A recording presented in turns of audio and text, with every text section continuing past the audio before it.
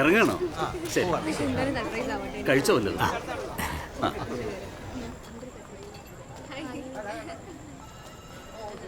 നിങ്ങളൊക്കെ ഭക്ഷണം കഴിച്ചോ? കഴിക്കാത്തവരുണ്ടെങ്കിൽ പോയി കഴിക്കണേ. ഞങ്ങൾ കഴിച്ചാ സാർ. ടീച്ചർ എവിടെ? അയ്യോ, ടീച്ചർ അവിടെ അപ്പുറത്ത് എവിടെയെങ്കിലും കാണും. ഈ പെൻഷൻ ആയതിനു ശേഷം ഫ്രണ്ട്സിനെയൊക്കെ ആദ്യമായിട്ട് കാണുകയല്ലേ, അവരുടെ അടുത്ത് പോയിരിപ്പുണ്ടാവും. ഞാനൊന്ന് അങ്ങോട്ട്. ശരി സാറേ. അപ്പാ, ഓ, കപ്പിയാർ വിളിച്ചായിരുന്നു. അച്ഛനെ കൂട്ടാൻ പള്ളിയിലോട്ട് ചെല്ലാൻ പറഞ്ഞു. ഞാൻ പോയിട്ട് ചെല്ല. മോനെ, ജോൺ വന്നോ? ഇല്ല. പുറപ്പെട്ടോ? അറിയില്ല. നീ ഒന്ന് വിളിച്ചു നോക്ക്. വിളിച്ചിട്ട് ഫോൺ എടുക്കുന്നില്ല. നീ പള്ളിയിലേക്ക് ചെല്ല്. മോളി, കഴിച്ചിട്ടേ പോളി. ജോൺ ഇതുവരെ വന്നിട്ടില്ല. ഇന്നലെ വിളിച്ചപ്പോ പറഞ്ഞതാ ഇന്ന് 3 മണിയാകുമ്പോ പുറപ്പെടുമെന്ന്. 3 മണിക്ക് മൂന്നാറിൽ നിന്ന് പുറപ്പെട്ട് ഇവിടെ എത്തേണ്ട സമയം കഴിഞ്ഞു. അവൻ വിളിച്ചിട്ട് ഫോൺ എടുക്കുന്നില്ലെന്നാ ലിബിൻ പറയുന്നത്. അപ്പം എന്നത്തെയും പോലെ ഇന്നും സമയത്തവനുണ്ടാവില്ല.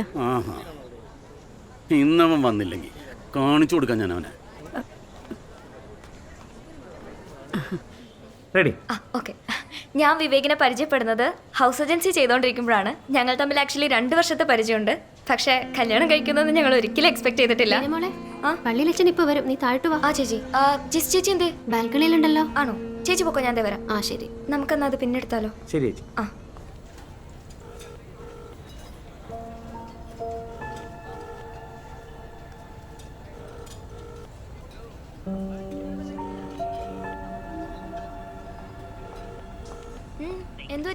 ജോണിനെ വിളിച്ചിട്ട് ഫോൺ എടുക്കുന്നില്ല. ഓ, അതിപ്പോ വലിയ പുതുമയുള്ള കാര്യമൊന്നുമല്ലല്ലോ.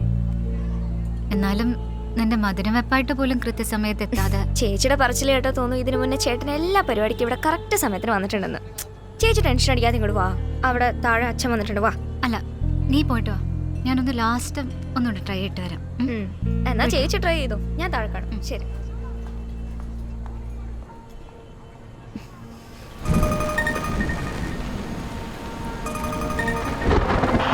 Control calling. ചുരം 4ാം ഫ്ലോറിൽ ഒരു ബൈക്ക് ആക്സിഡന്റ് ആയിട്ടുണ്ട്. കാഷ്വാലിറ്റി ഉണ്ട്. സ്പോട്ടിലേക്ക് എത്തുക.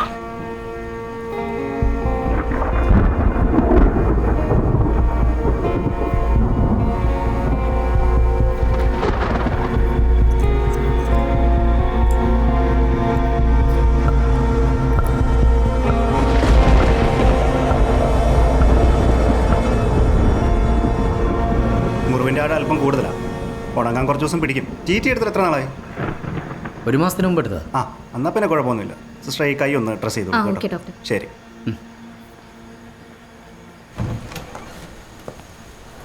എങ്ങനെയുണ്ട് സാർ? കുഴപ്പമില്ല, ചെറിയൊരു പെയിനുണ്ട്. മരുന്ന് ഞാൻ വാങ്ങിയിട്ടുണ്ട് സാർ. ഇപ്പോൾ ഉണ്ട് സാർ, എൻ്റെ അടുത്ത് ക്യാഷ് ഉണ്ട്. സാരമില്ല, ആവശ്യമുള്ള എടുത്തിട്ട് ബാക്കി ഡാഷിലേക്ക് വെച്ചാൽ മതി. ശരി സാർ. ഫെലിക്സ് അവിടെ? സാർ അവിടെ ഉണ്ട്. ഞാൻ പോയി വണ്ടി എടുത്തിട്ട് വരാം സാർ. ഇപ്പം എങ്ങനെയുണ്ട് കൈ? കുഴപ്പമൊന്നുമില്ല. ചെറിയൊരു പെയിൻ ഉണ്ട്. പെയിൻ കില്ലർ കഴിച്ചു. സാറിന് എങ്ങനെയുണ്ട്? ചെറിയൊരു പെയിനുണ്ട്. ഫെലിക്സിൻ്റെ ഫോൺ അടിക്കുന്നത് കേട്ടില്ല സാർ. MLA എടുക്കണ്ട, അവനെ ഇറക്കാനുള്ള ശുപാർശ കോളായിരിക്കും. എന്നിട്ട് എന്താ കാര്യങ്ങൾ?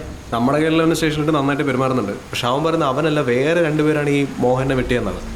പക്ഷേ ഈ മോഹൻ്റെ വീട്ടിലേക്ക് ഇവർ 2 പേര് എത്തിച്ച ഇവനാണ്. അതവൻ സമ്മതിച്ചിട്ടുണ്ട് സാർ. എന്നിട്ട് ആ 2 പേരുടെ ഡീറ്റെയിൽസ് കിട്ടി. ഒരുത്തൻ്റെ പേര് ലിജോ, മറ്റവൻ്റെ പേര് മനു. ഇവർ 2 പേര് ഇടുക്കിക്കാരാണ്. പക്ഷെ നമ്മുടെ സ്റ്റേഷൻ്റെ പരിധിയല്ല, മുല്ലക്കുടിയാണ്. സ്റ്റേഷനിൽ ഞാൻ വിളിച്ച് പറഞ്ഞിട്ടുണ്ട്. ഈ ലിജോയും മനുവും പിന്നെ നമ്മുടെ എല്ലാ പ്രവീണിൻ്റെയും പേരിൽ 4 അടിപിടി കേസുണ്ട്. അവന്മാരെ അന്വേഷിച്ച് പോലീസ് വീട്ടിലോട്ട് പോയിട്ടുണ്ട്. അവരോട് എത്തിയിട്ട് വിളിക്കാന്നാ പറഞ്ഞ. അവന്മാരെ വീട്ടിൽ കാണാൻ ചാൻസ് ഇല്ല.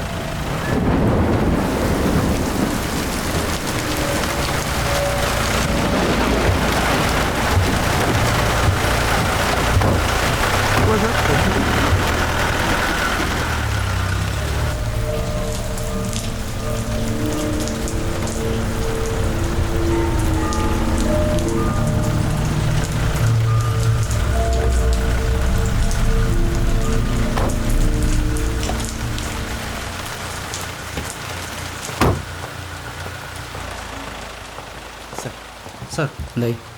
അത് ഇടിച്ചിഞ്ച പരിവാക്കിയിട്ട് അവൻ പറയുന്ന അവന്മാർ തന്നെ ചെയ്തതെന്നാ. പാർട്ടി പ്രശ്നത്തിന്റെ പേരിലാണെന്നാ പറയുന്നത്. ഇനിയൊന്നും ചെയ്യണ്ട. FIR നാളെ കൂടുതൽ ഹാജരാക്കും. ശരി സാർ. ഓക്കെ.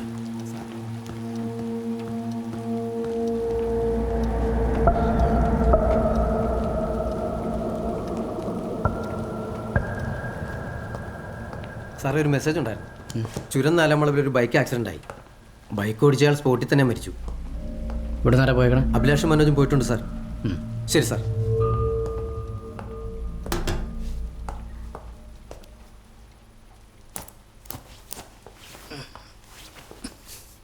സാറ് പറഞ്ഞ പോലെ അവരോട് ഇല്ല. 2 ആഴ്ചയായിട്ട് രണ്ടുപേരും വീട്ടിലും ചെന്നിട്ടില്ല. അവരുടെ ഫോട്ടോസും ഡീറ്റെയിൽസും മെസ്സേജ് അയച്ചിട്ടുണ്ട് സാർ. ഫെലിക്സ് അതൊന്നും എനിക്ക് വാട്സപ്പ് ചെയ്യും. പിന്നെ അതുപോലെ തന്നെ അവരുടെ ഫ്രണ്ട്സിൻ്റെയും ബന്ധുക്കളുടെയും ഡീറ്റെയിൽസ് നൽകണം. അവിടെയൊക്കെ നമ്മുടെ ശ്രദ്ധയും വേണം. Okay sir. ഇവരുടെ മൊബൈലൊന്ന് ട്രാക്ക് ചെയ്തേക്ക്. ഞാൻ ഒന്ന് വീട് വരെ പോവാം. Okay sir. അല്ല സാർ, എറണാകുളം വരെ സാറൊക്കെ നീ കൈ വെച്ച് ഡ്രൈവ് ചെയ്യാം. അതൊന്നും സാരില്ല. നാളെ പെങ്ങളുടെ എൻഗേജ്മെന്റ്. എന്തായാലും ഈ അവസ്ഥയിൽ നിങ്ങൾക്ക് രണ്ടുപേർക്കും മുങ്ങാൻ പറ്റില്ല. രണ്ടുപേരും കല്യാണത്തിന് വന്നാൽ മതി. ശരി സാർ. Felix sir.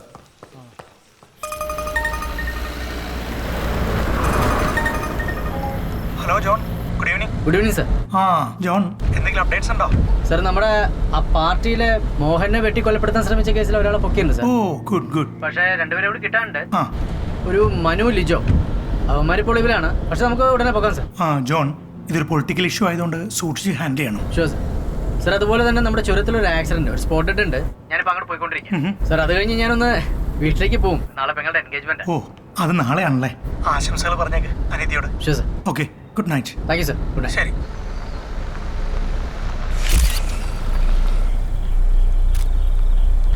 അഭിലാഷ് എന്ത് സാർ താഴെ ഉണ്ട്. ആ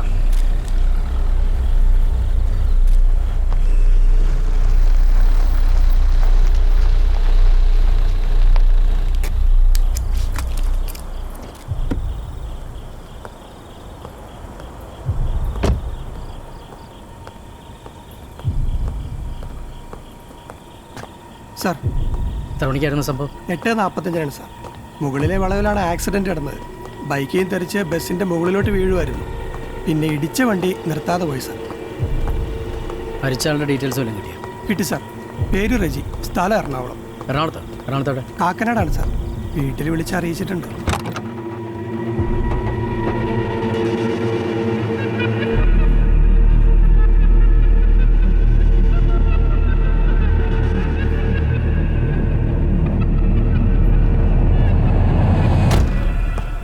ഇടുക്കി, എറണാകുളം ജില്ലകളിലെ എല്ലാ സ്റ്റേഷനിലേക്ക് ഇൻഫർമേഷൻ ഒന്ന് പാസ് ചെയ്തേക്കണം. Okay sir. ഇടിച്ച പാർട്ടി ചിലപ്പോൾ ടെൻഷനായിട്ട് നിർത്താതെ പോയതായിരിക്കും സാർ. ഇനി ഏതെങ്കിലും സ്റ്റേഷനിൽ അയാൾ സറണ്ടർ ആയാലോ? ശരി സാർ. സാർ, പിന്നെ ഈ ബസ്സിൻ്റെ കാര്യം എങ്ങനെയാണ്? അത് കണ്ടക്ടറുടെയും ഡ്രൈവറുടെയും സ്റ്റേറ്റ്മെൻറ്റ് എടുത്തിരുന്നു. ഇല്ല. അവരുടെ ഡീറ്റെയിൽസ് ഒക്കെ മേടിച്ചിട്ട് അവരെ പറഞ്ഞു വിട്ടേ. വെറുതെ പാസഞ്ചേഴ്സിനെ ബുദ്ധിമുട്ടിക്കണ്ട. Okay sir. ശരി, എന്നാൽ കാര്യങ്ങൾ വിളിച്ച് പറഞ്ഞാൽ മതി. ആ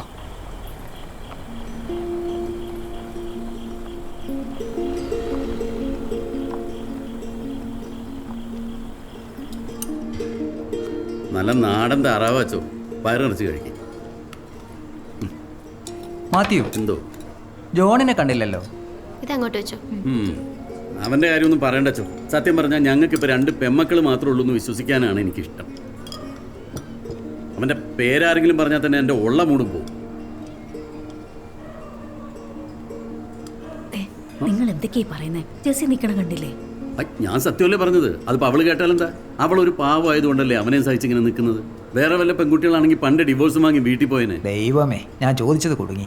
മാത്യു, എല്ലാം ശരിയാവും. ഓ, അവൻ്റെ കാര്യത്തിൽ എനിക്ക് വലിയ പ്രതീക്ഷയൊന്നും ഇല്ല ചോ.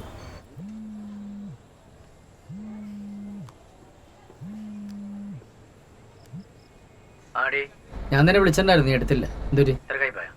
എനിക്കെന്ത് തിരക്ക്? ജോണിനല്ല തിരക്ക്. കുറച്ച് പ്രശ്നത്തിലായി പോയി. എന്താ അവിടെ കാര്യങ്ങൾ? എല്ലാം ഓക്കെ ആയോ? ഞാൻ എത്ര തവണ വിളിച്ചു? ഒരു തവണയെങ്കിലും ഫോൺ എടുത്തൂടെ? അത് ജീപ്പിലായി പോയി. അതെടുക്കാൻ പറ്റായിരുന്നു. അപ്പം നല്ല ദേഷ്യത്തില. അപ്പം ഇന്നത്തെ ദിവസം തീരുമാനമായി. ഇപ്പം എവിടെയാ? ഞാൻ വന്നോണ്ടിരിക്കുക.